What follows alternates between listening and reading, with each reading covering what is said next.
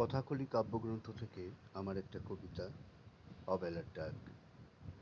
আজ আর কোনো গোলাপ চাই না, বরং কিছু ঝরা পাতার বেলা চাই, যেখানে শূন্য দুপুরে কোকিল ডাকবে আর উদাস মন শুধু তোমায় ভাববে। এ এক মন খারাপের সকাল হবে, হাঁটতে হাঁটতে বসবো গিয়ে শিমুল তলায়, লাল কার্পেটে বিছানো পথে কিছু স্মৃতি পড়ে থাকবে।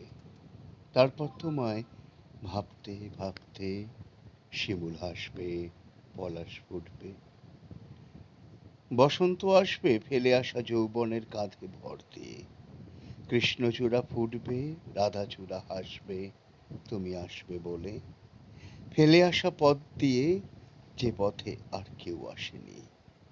আকাশ আসবে, সোনালি আলোয় বাতাস বইবে এলোমেলো, তারপর দুজনে বসবো পাশাপাশি ঘাসের পরে, সবুজ ঘাসে রোমাঞ্চ জাগে হিল্লোলিত দুটি মন, কম্পিত দুটি হাত, দুটি হাতে উচ্ছ্বসিত পল্লব, ওপর থেকে ঝরে পড়ে কিছু পলাশ, অবেলার বসন্ত।